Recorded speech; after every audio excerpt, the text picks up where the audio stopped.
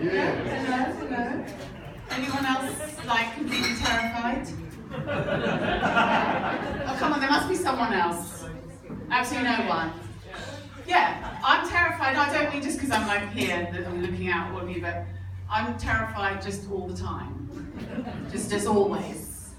And so I decided to do a set about it. So I was thinking, you know, all the things I've been scared of. Like, I used to be scared about aging. So I sort of tried everything. You know, I tried the Keep creams, the vitalizing Nutrigel, rubbing sperm on your face. Come on, that works, right? Yeah, because the man at the shop assured me. You know, what you're going to do, you're competing with 19 and 20-year-olds, you know what I mean? Skinny little bitches with arses you can bounce pound coins on. They will kill us all in our beds one of these days, I tell you now. But no, what I've realised is it's not just women now that are scared of aging. It's men too, like Dan. But you can tell a man who's scared of aging because he'll be on a fucking bike. You've seen them, right? They're everywhere. It's like an epidemic. They're called mammals. Yeah, middle-aged men in lycra, right? And they insist on wearing mankinis. It's completely unnecessary, but they have to, like, pretend they're in Tour de France. And it's like, you know, have some sympathy for your fellow human beings' eyeballs, for you guys. They wear mankinis so you can sort of see the hair on their neck and their back. They're like a sort of, I know, new form of hipster, but instead of having hair on their face, it's on their back. I like to run after them waving my fist and shouting, "You can't run away from your middle-aged self, motherfucker!" You know, gets me through the day. And I think people do all sorts of things because of fear. Like, is anyone here married? No. Okay. I'm sure none of you did it because of fear, but I think some people get married because of fear, like the odd one. Like my friend Jean, she's been married 20 years, okay? And she came around the other day in tears, like just inconsolable. And I was like, Jean, honey, you know, what's wrong? You had a row with Bill? What's going on? What's happened? And she was like, I just really want to fuck someone else. Anyone else, just not him. You know, I was like 20 years. Which is fair enough. I did offer her my body, but she told me not to be ridiculous. I was like, I'm just trying to help, bitch. I don't think I can pull off that line, but I'm doing it anyway. Like, I think also people have kids because of fear. I mean, I've got two.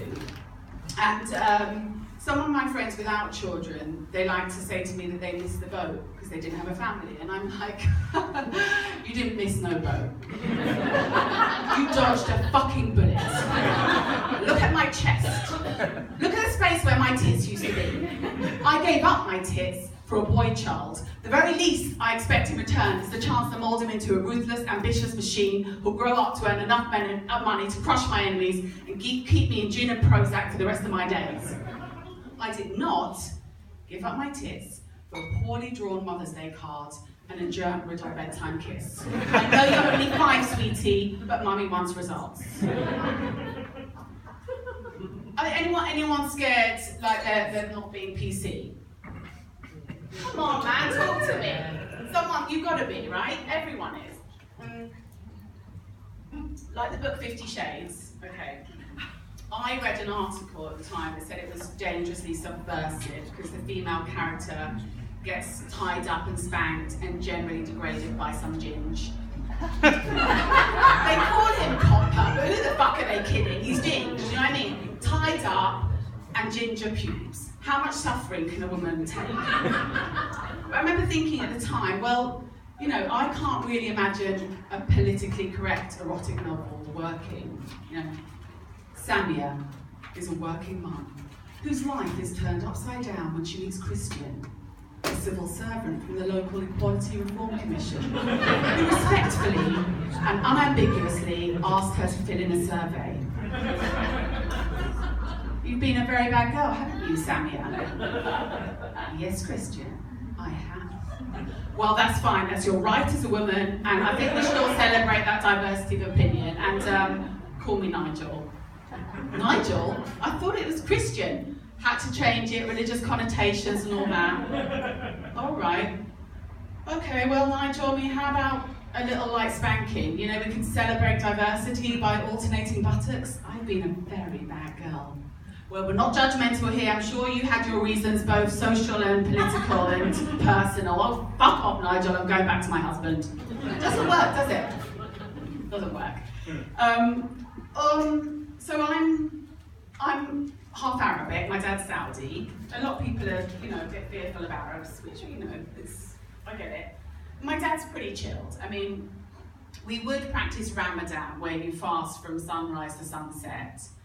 And the only way you're exempt is if you're on your period, because you need your strength, But some people shamelessly lie and pretend like they're on their period just because they want to eat.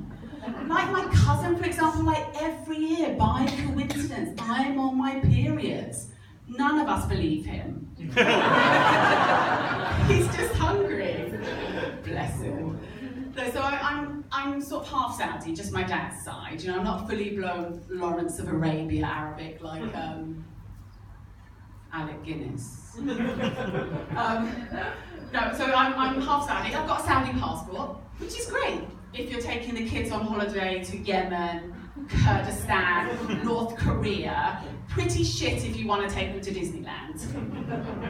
Sometimes I'll travel on my Saudi passport anyway. It annoys my husband because I do have a British passport, but I also have a thing for men in latex gloves. My name's Samia, and I've been a very bad passenger. I deserve the full United Airlines treatment. I brought cable ties in case you've run out.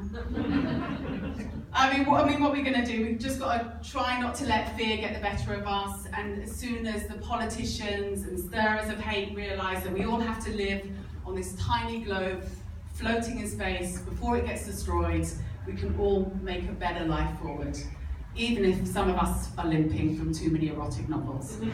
My name's Samia Reader, thank you.